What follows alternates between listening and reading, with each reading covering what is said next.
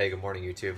Today's video is going to be about how to clean jars. The most sustainable things that we can do when we're trying to transition to a low waste or zero waste lifestyle is to reuse the containers that we currently have. You've probably seen a lot of these zero wasters with their Pinterest worthy pantries that just look absolutely amazing, where all of the jars are brand new, matching, state of the art. And that looks great and it's functional, but it's not exactly sustainable to go and buy a brand new product when you can just repurpose, reuse, or buy something secondhand. I want to show you what we do to repurpose some of these jars, some of the ones that have worked well for us, and the process that I go through to actually clean and prepare these things to use for storing beans, making baby food, stuff like that. Got a whole stack of jars over here. Maple syrup, peanut butter, a bunch of baby jars. You can see these things are pretty old that my sister-in-law's been holding on to. We're gonna go through and remove all the labels from these things, get them cleaned so that we can repurpose and use for inside of our pantry.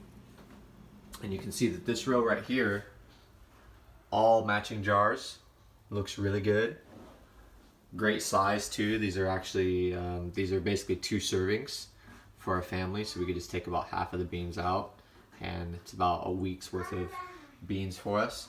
These are actually just applesauce containers. Nothing in here was purchased new for this purpose. Everything in here was used multiple times and or repurposed or reused from something that was previously applesauce or salsa or something like that. There's a lot of jars right here. Typically, I'm not going to be doing this many. I'll probably be doing 4 or 5 at a time. But I went ahead and stocked them up so that I could do everything in bulk, so that I'm not having to get out these tools and spend more and more time, setting up, tearing down, going through the process. It's much more efficient to do it this way. So if you do plan on going this route, I recommend saving up your jars inside of a cabinet or wherever you have extra space, and do them all in bulk, because that's how you're going to save a little bit of time.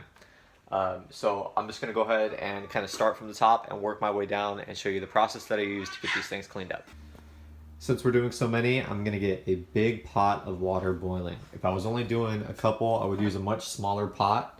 But again, since we have so many, we're going to need all of this water to remove the labels and remove the glue. So we're just going to get this pot of water filled up. Step 1. Some of the jars are going to have loose labels. These things you can basically just peel right off, and you can see there's still some glue left over, so that's where the boiling water, baking soda, and olive oil is going to come in handy. Other jars are much more stubborn. This is one of those applesauce jars that we like a lot, and this label is, it's on there pretty good. It actually has to be torn off. So this is something that I'm not going to touch until I pour boiling water inside of here, and then I'm going to be able to pull that label off. Nice and easy. So while I'm waiting for the water to boil, I'm going to go ahead and start preparing these jars. The ones that have the labels that I can just peel off, that are going to come off pretty easy, I'm going to go ahead and do that.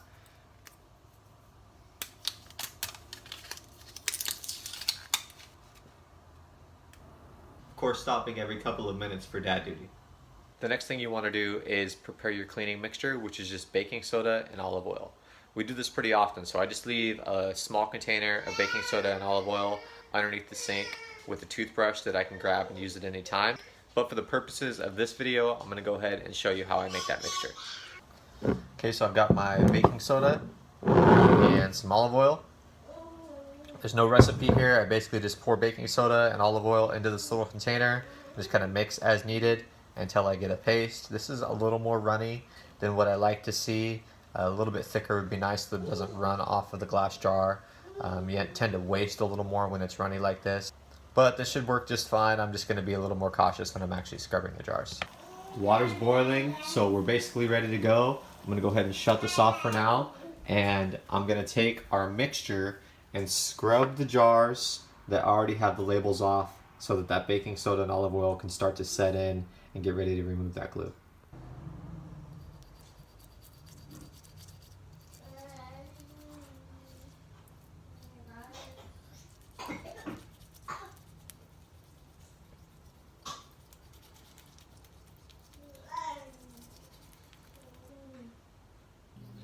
Okay, got all the jars that have the labels removed, scrubbed with the baking soda and olive oil. Now I'm gonna take this funnel, put it into the jar, and fill them with boiling water. Make sure your water is boiling. If it's not, it's gonna cool down too quickly and not be effective in removing the glue. I'm gonna use a smaller pot to scoop out the water and then use my funnel to pour the hot water into the jars.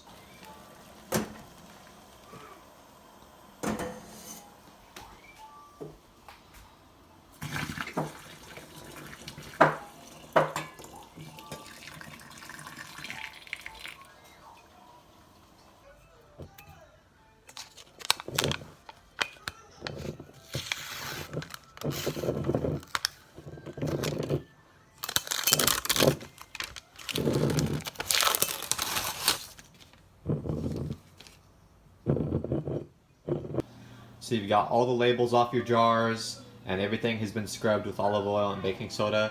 You're going to want to fill up one side of your sink with some water and soap. Great way to reuse this water right here without wasting.